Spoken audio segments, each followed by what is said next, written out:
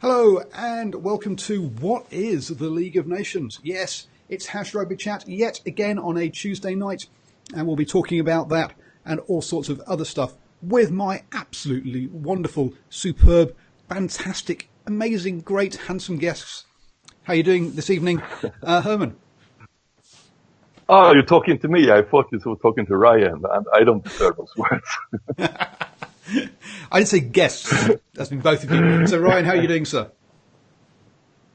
Pretty good. It's been a while since I've been on, so it's great to be back and keen to chat some rugby. Yeah, and it's. Thank you very much for upgrading your house from what was a sort of daggy sofa to a Tudor mansion by the looks of things. I'm on the same chair, but it's a different. I've got a different green screen behind me now, so. That's what it is. Next week I'll be in the Bahamas.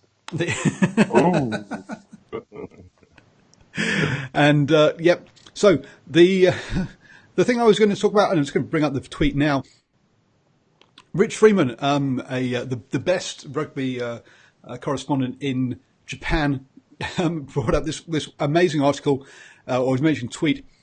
Reason for Takuma Ashirama missing the Japan camp. He was a drunk and asleep in the road when he was hit by a car, and fortunately no serious damage. And the Toshiba players, including Michael Leach, lifted the car off the prop apparently. Now, obviously, remember Danny Cipriani getting run over by a bus and surviving that. But Herman, what's your favourite player injury story? Yeah. I have not from the rugby world, but I have a couple from the soccer world. And probably the most famous one was the Spanish goalkeeper called Santiago Canizares. And a week before the World Cup in 2002, he was walking down the stairs. I left the bathroom and brought with him some like eau de cologne or smell good water, whatever, after you shave. But he brought them and he dropped it so bad in his stairs, he cut up his feet while he was falling in the stairs. It sounds like it should be absolute. And he opted to miss the World Cup for this. He dropped the perfume bottle and cut up his tooth. The other one is from my favorite team in football in Sweden, and soccer in Sweden. One of the players' name was Carl Corneliusson. He managed to, when he was shopping cucumber, he almost chopped off his thumb while he actually managed to save a thumb. But he was out for 3 months because of it. So, and he's still reminded by this. This is 20 years ago, but people still, how's it going with the cucumber color, So those two were the first one come up to mind. Chef extraordinaire. And obviously we've also got Warren Gatland falling down a ladder and breaking his heels and putting himself in bed rest for 6 months, whatever it was. But Ryan, I hear you've got one from a sport I don't really follow. Yeah, so there's a famous baseballer, John Smoltz, who I think spent most, if not all of his career with the Atlanta Braves and is in the Hall of Fame. And he injured himself by trying to iron his shirt while wearing it. So had his shirt on, thought it needed a bit of a few creases, get rid of, so he across his chest, ended up with big welts on his chest and had to sit out for a few games or whatever it was. Oh, dearie me. When we are on this subject, I got to share. This is not like from the big sporting world, but this was from my own soccer team when we were like 18, 19 years old. One player in my team, he managed to hit himself with his own car. And the way he did it was he was obviously going backwards, rewind, opening the door, hanging out, trying to look for a wheel, and he falls out of a car, but the car has so much speed, so it go over himself, wildly. That takes some skills to hit yourself with your own car, That's Deary me. So there we go. There's our favourite sporting and well, they're all sporting injuries, or reasons. There's other ones I think like where the dog has attacked the player. I can't remember which is the story behind it, but give us your favourite stories down below. Of the players who've managed to get themselves injured and miss games. But let's go on to a bit of a more serious note, and I'm just going to show on the title, Radical League of Nations among options for post-2019 test calendar. Ryan, is this one you've been following? Well, it's interesting, I guess, because my job involves following other sports. It almost looks like he's copied an idea from other sports. So this year we started with the UEFA League of Nations, which is the European football equivalent of basically getting rid of all these meaningless friendlies that are played with unlimited substitutions and massive squads, and saying, well, let's have meaningful games that double as qualification for the European Championships, and basically giving teams more meaningful international fixtures and making them more relevant and putting something on them. And similarly, field hockey have gone to next year starting with what they're calling the World League, which is basically the same sort of principle in forming organised competitive fixtures that double as qualification as well as their own sort of league. So to me, it looks like he's seen a couple of these ideas and gone, hey, maybe we can pull that in for rugby. I've got concerns over what it looks like on the surface, especially with 12 teams. The teams that we should be targeting in World Rugby at the moment are the teams around that sort of 8th to 16th mark and trying to get them better. And if we've got a 12-team tournament that he's proposing, to me, that's going to miss out, some of the teams that we actually should be helping. So that's my big concern over what kind of has been released and proposed. So, by having 12 teams, you've obviously got the Six Nations and the Rugby Championship, which makes up 10. Now, Italy are outside the top 12 at the moment, but on the whole, you're looking at basically the teams that have already got an annual competition to take part in, get another annual competition, and everyone else gets to miss out on the whole. So on the surface of it, it doesn't look great from that point of view. And I mean, I've got a whole bunch of other issues with it, but let's let Herman have a quick bite at the cherry, or as to what was your initial take when you saw this? No, I'm with Ryan here, but it seems like we've been watching soccer here for some inspiration, which I'm very confused about, because I guess soccer has probably in a way actually watched rugby.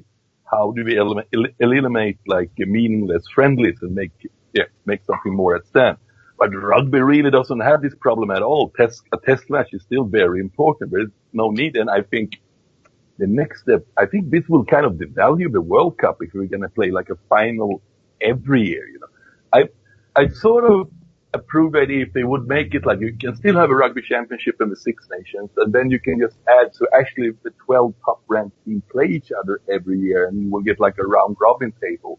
And that is like, would it be a great way to settle who's actually the best team every year? But I think I'm definitely don't want like a semi-final and finals on a yearly basis for like a mini World Cup. I'm totally against that, because rugby really don't need it. So I mean, probably would be a better idea if they want to do something extra. Also, what both of you are into is why don't they do like the Six Nations Rugby Chat, like once every World Cup circle, they can invite smaller teams and make it more like a regional championship, or like they could do that every 4th year instead. That's like an idea I've been thinking about for some time. But I'm not a fan of what they've been suggesting so far with the League of Nations. Yeah, and so let's just quickly run through what it is. So the top 12 teams split into 4 groups of 3, play 3 games in over 3 weeks, then have a semi-final and a final. So I guess the top teams from each one go into that. So he's talking about doing a 5-week tournament in what currently, because he's suggesting it happens in November, is a 3-week window, which is what the window is there. So is this Augustin Pichot's attempt to have a battle with the European clubs, do you think? Yes, of course it is. I mean, and in that way, it is a positive that World Rugby actually starts moving in this way. So I've also been like confused. Like right now, especially the French club, but to a certain degree, the English club is like hijacking international rugby, which is, and yeah, they have they have a lot of money, but if you combine the power of Test Rugby and the Tier 1 nations, they are way richer. And if they can just find a way to cooperate, they can like pretty much smash the French and English league. But it seems both the French and English unions are reluctant to do this, and then it seems the other unions around, they don't even really think about the idea. But I think it's time for World Rugby and the top Tier 1 nations to realize we are actually ones who have the real power here, not the French club, because we have much more money.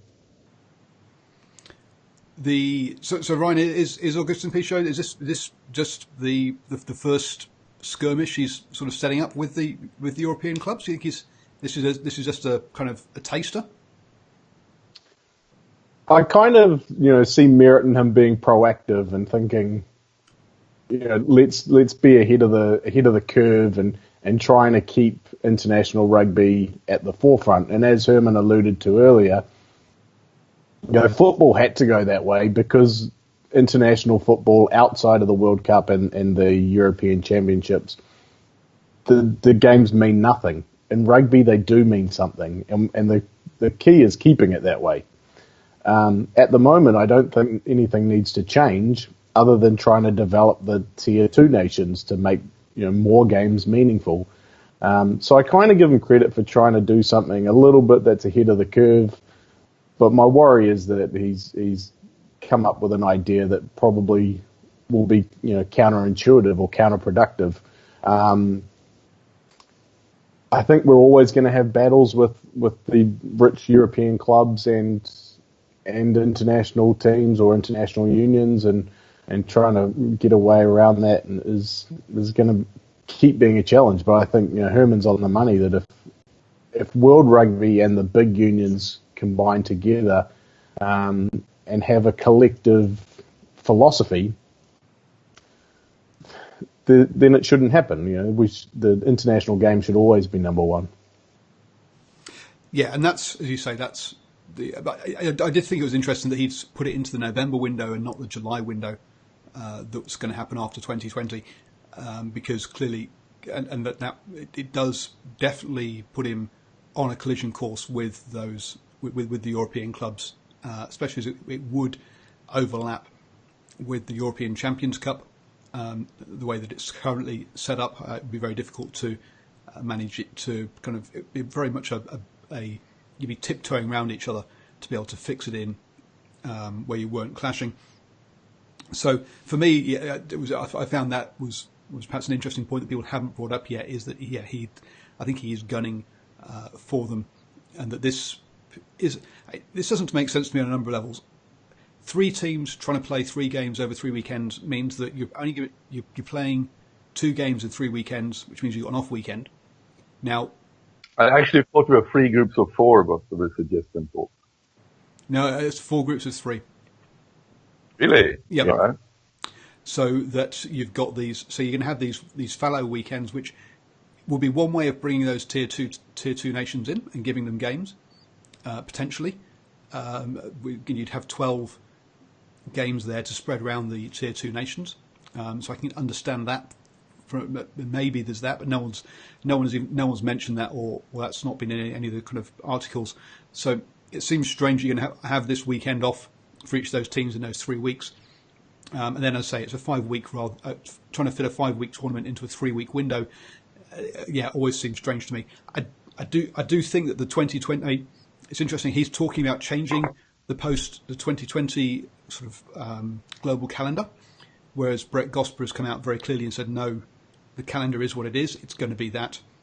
So it's going to be interesting to see whether they do change that calendar, because with the renegotiations of the Sanzar competitions, if South Africa head up north, then they're going to need to revisit this whole global calendar anyway.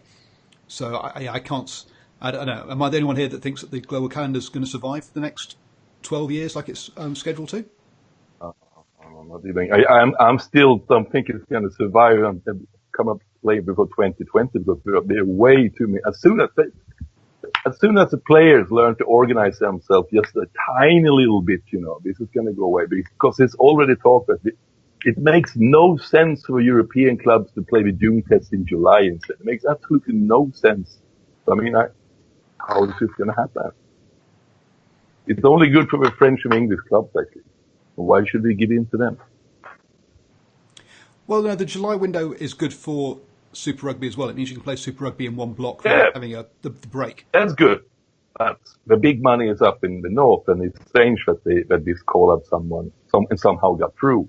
And I mean, especially if you follow English rugby and English media, you can see that there's a lot of players and managers and agents speaking out against it, that they don't want it.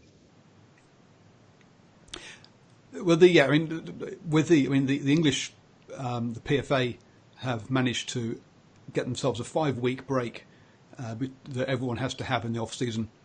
Now, Ryan, you probably know this better than I do, but I think from memory, the All Blacks have to have a 12-week break after the November tests. Yep. Yeah, and of course that eats into the start of Super Rugby, and you see, those early rounds are kind of diminished. I wouldn't say diminished quality, but you're advertising and putting on display a product that's without its best players, effectively. And I always think that's a dangerous kind of, it's a tightrope to walk. You're starting a competition without the best talent on show, so diluting your product that's not how you bring fans in, is it? In those early rounds. No, it's not. It gives you an idea as to the difference in player welfare that's in place. Is that we're talking in the UK where they're getting like looking at fighting for and agreeing a 5-week window, whereas down south we've got a 12-week window, which brings the All Blacks. I think they're actually available for the first round, but means they've had 0 pre-season. Hence, they generally don't play, or hence they get brought back in. They staggered being brought back in. So, but it gives you an indication as to how how the global calendar is viewed, and what space you've got, or what space you've got to create for that off season between the two of them. So it's basically December, January, February is when when your All Blacks get off. All your non-All Blacks they'll finish up actually in October, so they end up with November and December off. Or they come back just before Christmas, but they get their sort of 6 weeks off then instead. You talked about devaluing the Rugby World Cup, but you've also got this idea that it's going to be in the Northern Hemisphere one year and the Southern Hemisphere the next year. How's he going to get especially the European or the Six Nations sides on board when you've got the RFU spending? I think it was $78 million before the Rugby World Cup, just upgrading their Wi-Fi at Twickenham. The RFU has to fill that stadium with sort of 8 games a year, and taking away those November internationals, taking away 4 games in that window, because they play one outside the window generally. He's going to have to pay a lot of cash back to these clubs, back to these unions from TV revenue from this tournament, isn't he? Well, I mean, that's one of the massive questions, is that, the RFU pack out Twickenham no matter who they're playing, basically, and that's their big money earner. If they're going down south and playing, if you've got England playing France at Suncorp Stadium, how many people are going to go and watch that? I mean, in terms of a gate taking, you're not going to get anywhere near what they get at Twickenham. It would come back to television and sponsorship rights, and I just can't see how they would end up getting close to that same kind of deal, considering that you've already got TV for the Twickenham games. So I think there's so many kind of question marks over it all, and it sounds like a half-baked idea that just should never have seen the light of day, in my opinion. But I think it is good if what we're all alluding to it. It's good if this is like, if it's somehow like the first hand that World Rugby started playing for some kind of change. But and that's good. But overall, it's very worrying that it seems like all influential partners in rugby have very different agendas, and they seem very reluctant to cooperate with each other. And it's just weird because rugby is not that big sport. There are a lot of bigger sports than rugby that seem to solve these problems very, very easily, how we do the calendar every year and so on. But in rugby, for some reason, everyone is like stuck in the heels. We're not going to give an inch to anyone. And that's, yeah. It's eventually this will come by and bite rugby hard if not something happens. But yeah, the show goes on for now. Yeah, so I think okay. So I think we've managed to hit on most of the issues with League of Nations, and basically, it's not going to work. But you say, I think, I don't think it was ever likely to work. A bit like when Hansen came out recently and said, "Hey, New Zealand government, give us a bunch of cash for our players, please." He knew he wasn't going to get it, but he just started the conversation. And he'll be looking. And his real goal is to get a tax break further down the line, probably rather than actual cash. But yeah, he got the conversation going. I think that's what this is getting that conversation going. Now, when Augustus never ever doubt Steve Hansen. He's the new Nostradamus. He said the Springboks come to New Zealand as favorite. And everyone laughing. No one is laughing now. Well, can I just touch on that? Because earlier in the year we had a podcast and we got asked which game New Zealand were most likely to drop. And I said the Springboks, and I actually said the Springboks in South Africa, but I got laughed off the show. And look what happened. It was the Springboks that got up. Wrong test, right team. So it's you and Shag now, then. Yeah. You can walk tall. You walk tall in New Zealand, right? Oh, dearie me. So there we are. Yes, so on Nostradamus. So when Augustin Pichot got voted in as the vice chairman, everyone was kind of very positive about it. We got this first kind of emerging nation guy in there. He'd had a track record of bringing Argentina into the Rugby Championship, etc. I think there are starting to be some question marks raised around him. So I was going to rattle off a couple of things that have happened since then and see whether you still think he is the great sort of tier 2 champion. So he brought in the 5-year rule rather than 3-year residential rule. But then, since then, he's now... Sorry for interrupting, Paul. Which just happens to be Argentina is the nation that benefits most of all from that because they don't use any foreign players. But let's forget about that, He did it for everyone else, of course. Absolutely, yes. And he does, there is a good point, that Argentina don't use the residency rule at all, unlike most other Tier 1 nations, or in fact, all other Tier 1 nations. Georgia is the only other country that I think doesn't have, or maybe they had one. They either had 1 or 0 players who were born overseas. But the freak, but obviously someone with 2 parents from Georgia and moving back. So So Georgia and Argentina are the two nations who don't use that. Since then, though, he's now he's Twiggy's mining CEO or board member for South America, which is an interesting choice. As we all know, Twiggy is setting up or supposedly setting up a World Series of some sort that's going to be Asia based, apparently, but it's not. Yes, it's not going to go across to Argentina. He promises, even though actually Augustin Pichot has been given that role.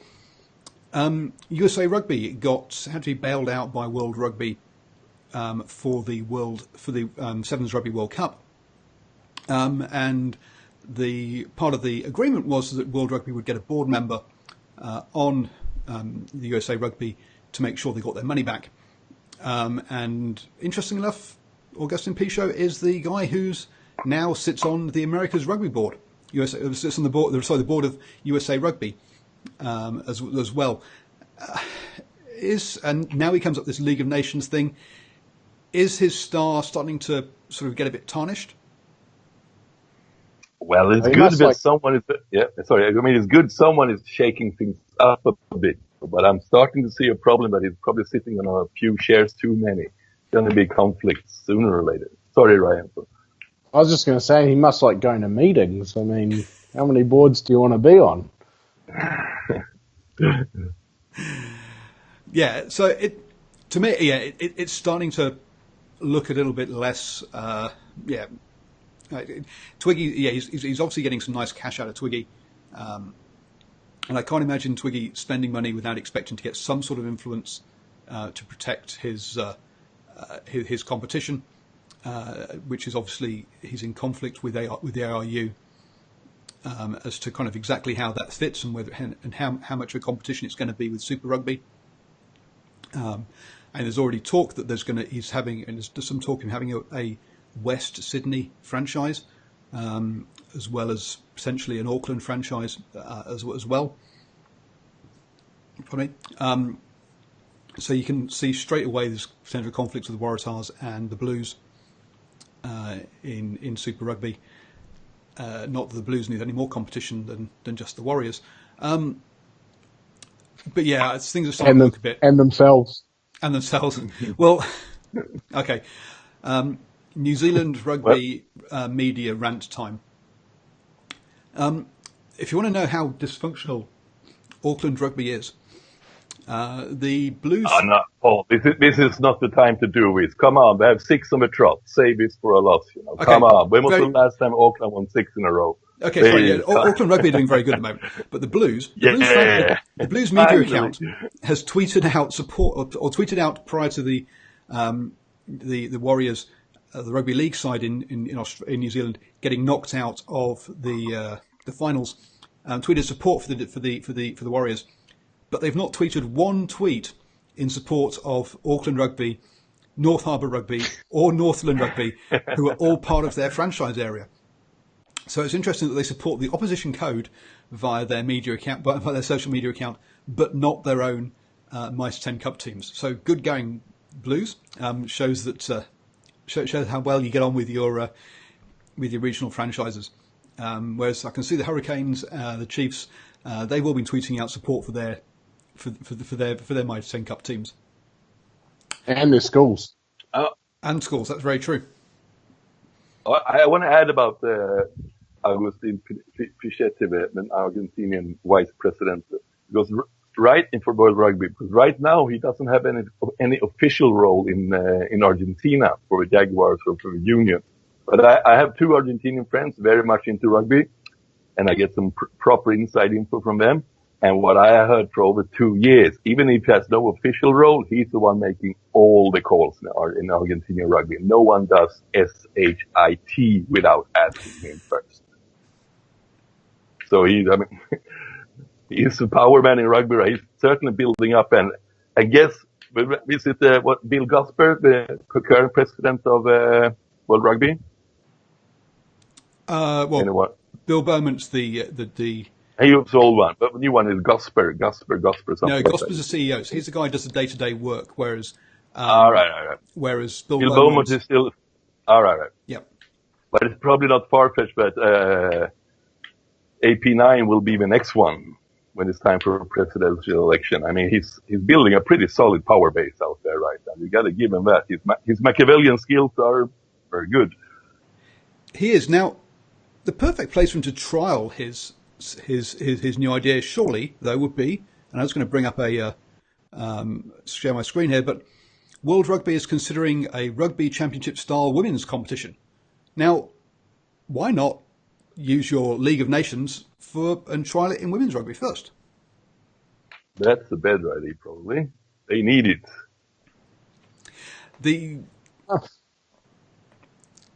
I mean, the silly thing about, it's a great idea on the surface, but the Rugby Championship features 2 nations that are pretty,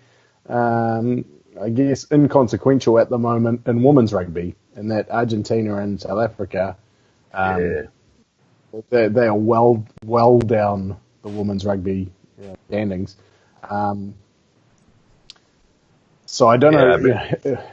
It would be great to have a competition that gets the Black Ferns and it's not South Africa and Argentina. Yeah, I think we should probably look at rugby league here, the way they do the 4 nations. Like it has nothing to do with the hemisphere, because it's New Zealand, England, France, and Ireland are the ones who have like really competitive ladies teams. Let them play each other in the annual tournament of 4 nations. That would I would be watching that even, because then I know it's going to be good contest. But watch like the the Black Ferns like trounce like Scotland 100-0. I'm not interested. I'm sorry. That's not. But if it's a contest, women's rugby is great to watch too. I mean, the only other kind of nations I could think of, if you were having a 4-team comp and trying to replace Argentina and South Africa, would be to have USA and Canada as the two others. But then you've still got the hemisphere kind of challenges, even though time zone's probably a little bit better. Yeah, weirdly, it's actually worked too, because all games in the evening there will be morning here, and all more here in the evening will be morning there. So weirdly, it works to play across the Pacific Ocean. So let me just run through the rankings. So you've got New Zealand at 1, England 2, France 3, Canada 4, USA 5 in the world. Australia 6, Italy 7. We'll get Ireland 8, Wales 9. Yep, and Spain in 10th. All right. But wasn't like not the last Rugby World Cup was in Ireland, wasn't it? And the World Cup before that, didn't the Irish ladies beat the Black Ferns? Like not the last one, but the one before the latest World Cup. Yeah, they did in the semi-finals, and they lost to England in the final. So they go downhill since then. Okay, everyone can see how much I follow women's rugby right now. I think so. Ryan was on my kind of option 3 was going to be New Zealand, Canada, USA, and Australia, which would have 4 of the top 6 in a competition, which would work. My other option. Good enough. My other option was to look somewhere in the same time zones, and Samoa coming at 12th, and Japan coming at 16th. South Africa actually 13th overall, but I was thinking you could perhaps do New Zealand, Australia, Samoa, and Japan. Again, use that Japanese TV money in there, bring them up. I did try to find Fiji and Tonga, but I ended up running out of. So Fiji's down at 30, and Tonga is 39.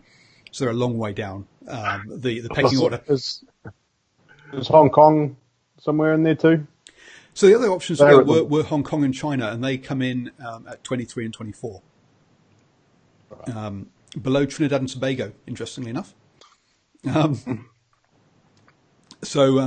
yeah, that's the one that really that springs out or jumps out as being a solid competition would be New Zealand, Canada, USA, Australia. And interestingly enough, as part of the triple header, the Black Ferns are going to go play the USA this November when the USA Eagles will be playing the New Zealand Maori All Blacks. Just the Maori All Blacks. And then Ireland will be playing Italy in that third game of that triple header. So interestingly enough, yeah, so New Zealand will be playing that game there.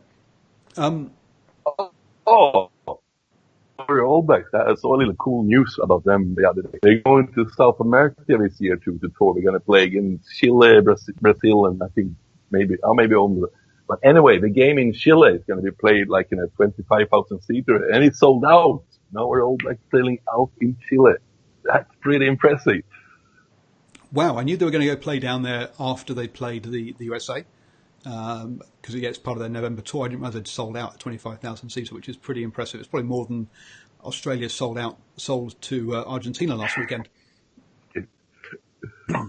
I can imagine that Chile did the same as Canada and just advertised it as the All Blacks instead of. And good on them. I mean. Yeah, but it's going to look the same for them anyway. They're going to get smashed. That's right. That's exactly right. Well, so my friends on the American Rugby Pod or Red, White, and Black Eye, they said the exact same thing. Is that when they're talking about the triple header to their friends, they'll be talking about it being the USA Eagles playing the All Blacks. Just be quiet about the Maori bit. They're wearing the right colour shirt. That's all that really matters. And a very impressive haka, even a better haka. Yeah. Yep.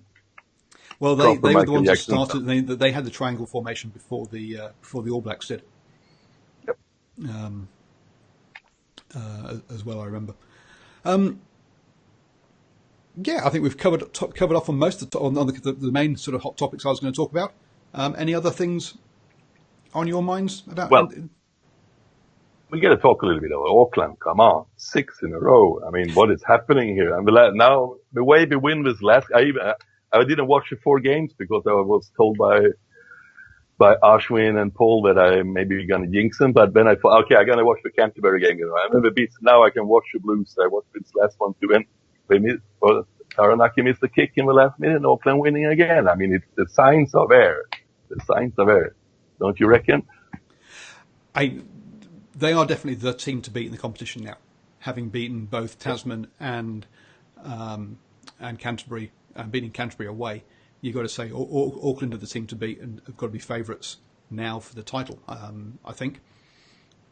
Your North Harbour, they're It'd be interesting. Sorry. It would be interesting if Auckland goes, because if they continue on the top of the log and they could actually get a final with Auckland at Eden Park this year. It could happen. Oh, absolutely. They're favourites to be hosting at least the semi-final, if not the final, this year. That would be interesting. It would be interesting to see if Aucklanders will come out en masse for that game to see it, because it's been a long time since Auckland played a final. It'll be interesting if they open up more than a quarter of the stadium. Yeah. But kind of sad, because like 20 years ago, that would have been a sellout for sure, wouldn't it? An Auckland-Canterbury game would definitely be a sellout, yes. Yeah, an Auckland home final would also be a sellout, no matter who they play. Yep, it should be. And they shouldn't have the same issues that Canterbury had, where people were basically going, there's no point in me turning up for the quarter final, I'll save my money for the final because they're going to make it. Yeah. With Auckland... Ryan, have you caught any of the games? Yeah, I think... you're a Harbour man at heart. I am a Harbour man, well, heart and blood and everything else. Firstly, I think this is a terrible evidence for Nick White's coaching CV, that he had basically the same group of players for 3 years, very nearly got them relegated. If you look back at last year's games, Ben Volavola kicked a last-minute penalty for Harbour to beat Waikato, which, if that had missed, Waikato would have stayed up. Auckland would have been relegated. And for Auckland to go into the championship would have been crazy. So credit to Alama Yeremia and what he's done.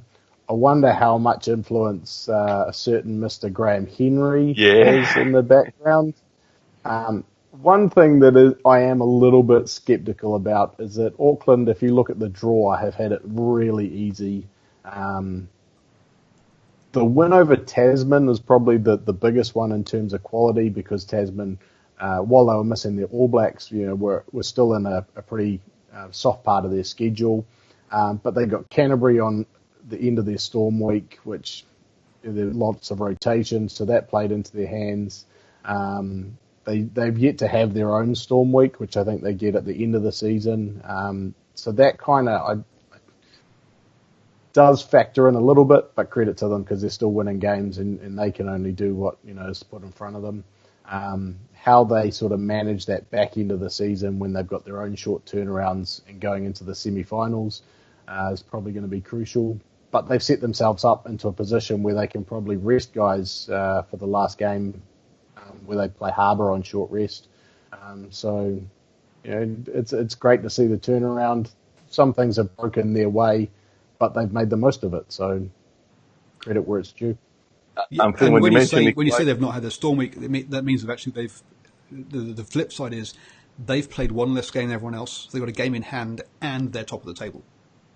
Is the other way of looking. But I'm also, when you're mentioning Nick White, he and Daniel Hurkad, the old Pumas coach, they can build a club. Both of them have been like proper embarrassed by the replacement of Joel. It's hard for them to blame anything when someone else steps in and just turns things around right away. There's some. I'm not sure if Nick White and Hurkad lives in denial or if they accept that maybe I need to improve. Well, I think one of the key things that Yeremia did is that he's brought a couple of great recruits from overseas, and Evan Olmsted from Canada and Robbie Abel from Brumbies. But two, he's rewarded club form. which hadn't happened under Nick White. It was all, the squad remained true to the glamour clubs, the Ponsonbys, the universities, the clubs that had traditionally provided the Auckland, the bulk of the Auckland squad. Whereas, teams that had performed well in Auckland club rugby, like Suburbs, were getting overlooked. That hasn't happened this year. And I think that just helps you bring a winning culture, and that guys that are winning through the club season are performing, they're playing good rugby, they come into the squad and they bring that with them. When I looked at their squad on paper at the start of the year, I thought it was a bunch of nobodies, but it's guys that have come through from club rugby, and that's made the difference, I think.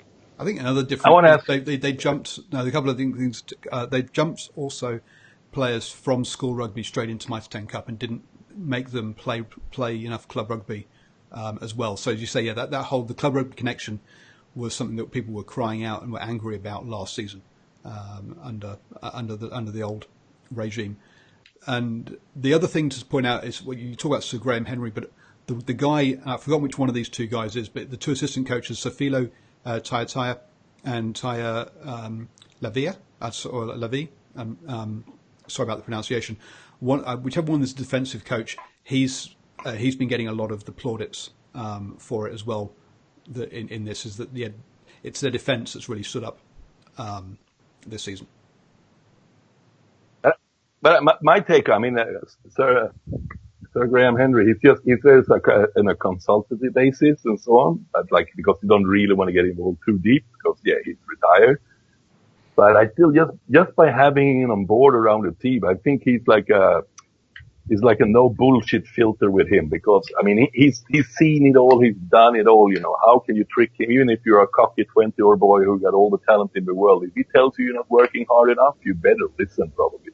And the upside, if he tells you got game, you go on like this, you're going to be an old leg, and he says that to you, I think it's pretty easy to believe it. So just his presence there, I think, makes everyone raise their game.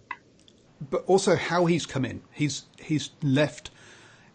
He hasn't taken any of the limelight. He's not trying to take any. He's stayed very low key in there. Yeah. I'm just going to share. I've got up the team management page from Auckland Rugby. I'm just going to quickly share it. I know you guys can't see it, but you'll see that we have Erimaya, his photo. We have Tai, his photo, and Labi, his photo. And then we have Sir Graham Henry and a grey area with a kind of a pencil sketch of a body without his photo there, which shows that he's trying to stay in the background and not try and be part of all of this. Or that means you're so famous you don't even need a picture because everyone knows what you look like already. There's an element of that, but he could have come in. He could be doing lots of press conferences. I've not seen him do any press. Yeah. Or any. He's given. He wants a quiet life for sure. I think we could have the same. We could have the same for Herman. I mean, he's so famous that we don't need to see his good-looking face. We just have a grayed-out picture there. Yeah. Next time I'm going to use Well, as I say, here I am sat in between two guys who get paid for talking about rugby or writing about rugby, and here I am the only one that doesn't. You better up your game, Paul. Exactly. Work harder, try harder. I do have one other thought on Auckland, and I wonder, it's kind of easy to look back and have hindsight and stuff, but I think there were a few guys there last year who were already on the plane overseas, and perhaps there was a kind of a sense of not really caring and not wanting to be there and not therefore playing as part of a team. Looking at guys like Fekitoa, George Moala, they were heading for their big contracts overseas, and it's like, well, are they just doing it because they kind of have to and not really buying into a team ethos, whereas they look like they're playing as a unit at the moment, and that makes a massive difference. Oh, Fekitoa, I'm not sure. Fekitoa might have played one game, or if that, last season. He just spent his whole time in his suit doing sort of commercial stuff because, he don't want to get hurt before I go overseas. Yeah. But I have a couple other Auckland Blues things here that I would like to discuss with you. The first thing that comes to my mind is, should Tana Umaga go down on his knees and pray Graham Henry to also help the Blues in this consultancy role? Should that be one of his key things to do? to do for next season? Hey, you'd be stupid to say no if he was available and if he wanted to. I think it's going to come down a lot to this ownership and where they go with that, because under the old ownership, you probably didn't want the hassle of all the politics that went with it. So it'll depend on who I think New Zealand Rugby sell that 49%, whatever it is, stake to. If it's Altarad from, I don't want to say Marseille, but it's not, Montpellier, who was in town talking to some people recently, and then I think he probably will stay out of the way. If it's somebody else, then he may get involved. What do you reckon, Ryan? I think there's also that fact that Paul, talked about before, and that Auckland Rugby and the Blues aren't, they aren't the best bedfellows at the moment. So if Graham Henry's doing work with Auckland Rugby, does he then want to kind of work with the Blues as well when they're at loggerheads with each other, or at least not working in sync with each other? So, isn't like Graham Henry like a holy man almost in New Zealand? He can stand over to his pettiness, like who's going to question him? You're probably right, and he's got so much mana and gravitas that. Yeah, and Tana would be stupid not to use him if he could, but whether he could is probably what I would question. All right, boys, you will not believe it, but I actually have one more Blues thing here. I can't believe I have so much Blues to talk about this year. Like, come on, also good news. When was the last time we had some good news about the Blues? I mean, we're talking years. When we beat the Lions. That's true. That was. Don't worry, he's going to talk about the best 12 that's ever played for the All Blacks next, I think. No, but we're coming to that one too. The first one is actually about Rieko Ioane, who have signed a new contract, as we all see. And did you see his comments and also Tana Omaga's comments about it? My reading between the line is they're going to make Rieko Ioane the captain for next season. What do you think about it? Do you think I'm totally wrong, or do you think there's something in it? I'd be surprised if they made a winger a captain, but perhaps a co-captain type role, similar to what he's going to be there for a long time. He signed a long contract. He's a name shirt, and from what I've seen, actually, he demands quite a lot of respect around him for being such a young fellow too. I mean, I know I buy the thing that the winger should not be captain, but if it is your best player, and it clearly seems he really cares about Auckland Rugby, he really takes it personal, he wants it. That's like one of the key reasons why he didn't move abroad was, no, I have a job to do here in Auckland. And it was a long time we heard like a proper Auckland boy speak like that about the Blues, and that's what we all been waiting to hear for a long time. Someone who actually cared. So, I mean, Ben Smith is the co-captain down in the Highlanders.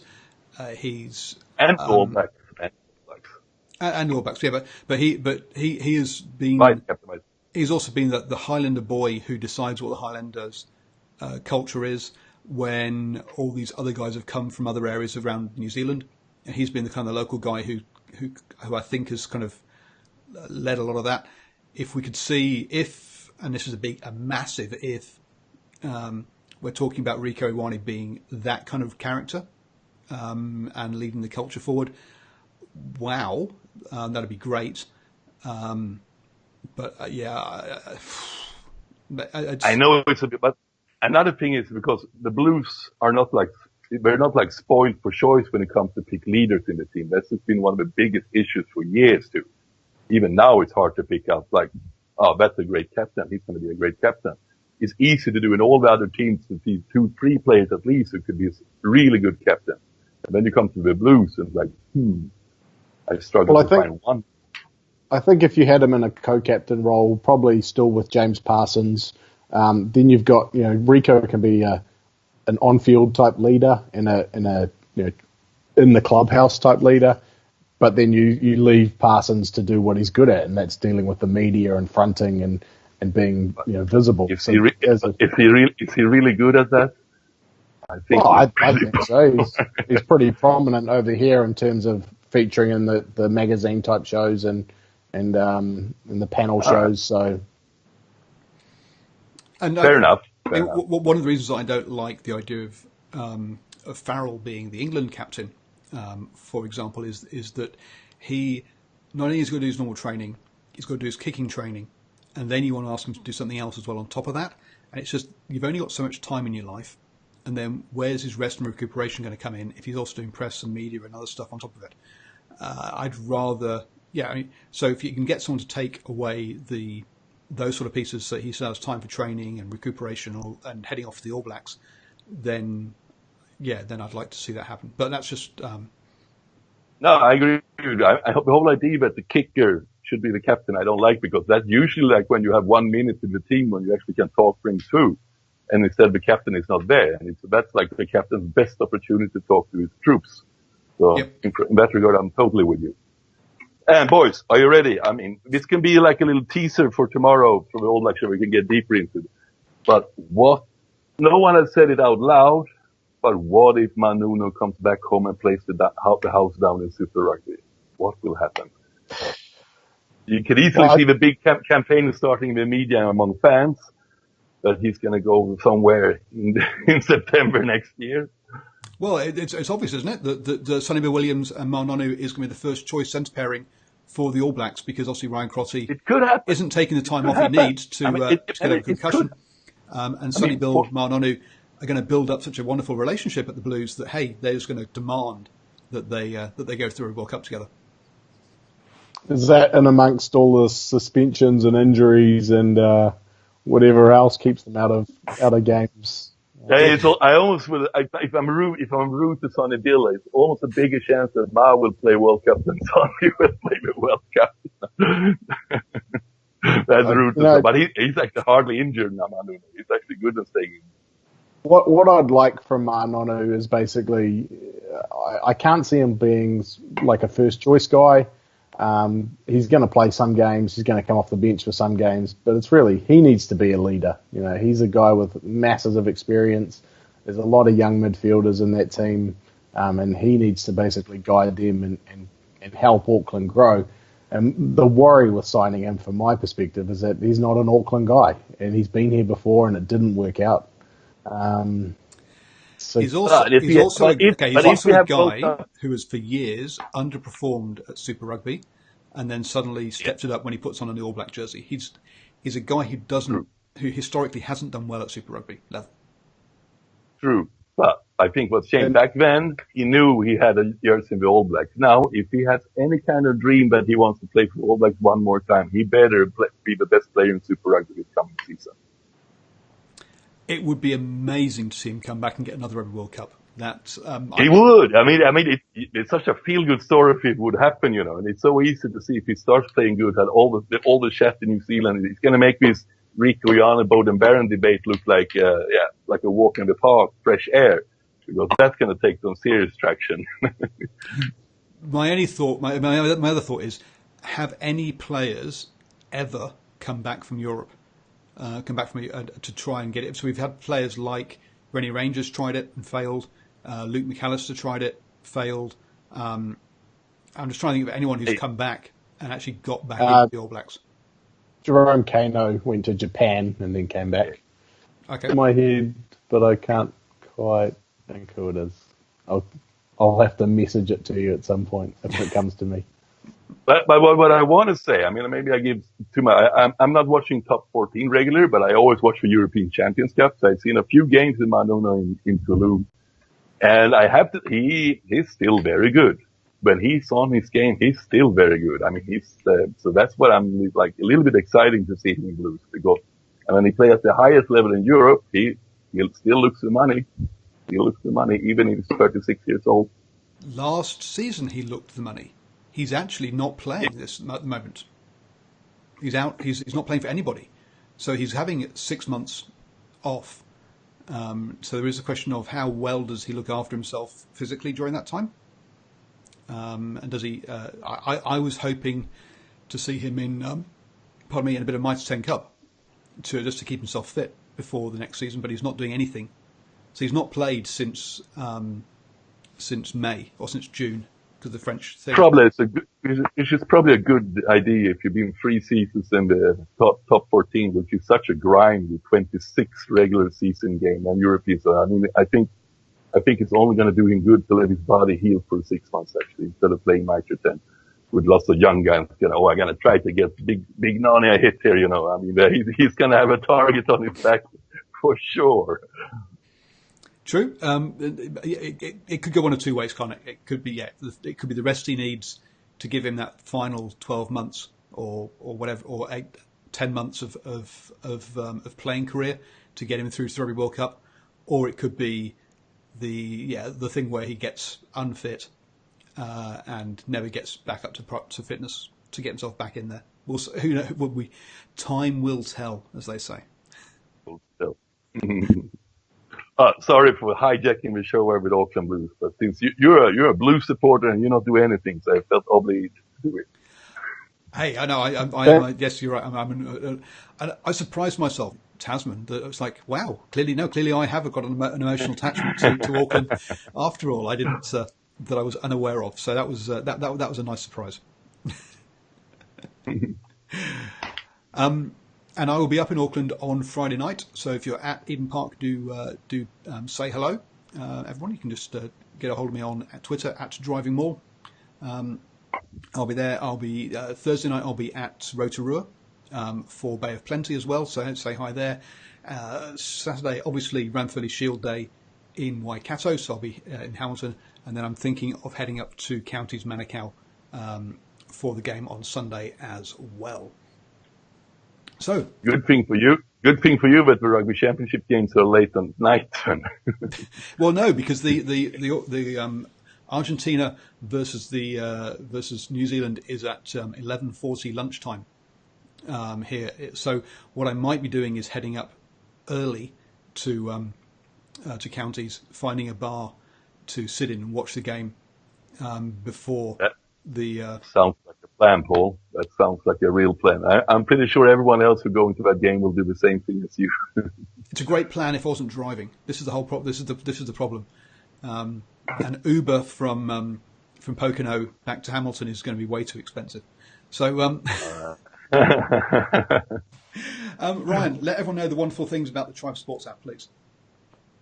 Yeah, so make sure if you want to follow all the rugby in Europe and the internationals and the Mitre 10 Cup and the Farah Cup, get yourself Tribe Sports app from the Play Store or the App Store, and we've got a whole bunch of other sports on there you can follow as well. And if you want to contact me on Twitter, then it's at New York Nixon.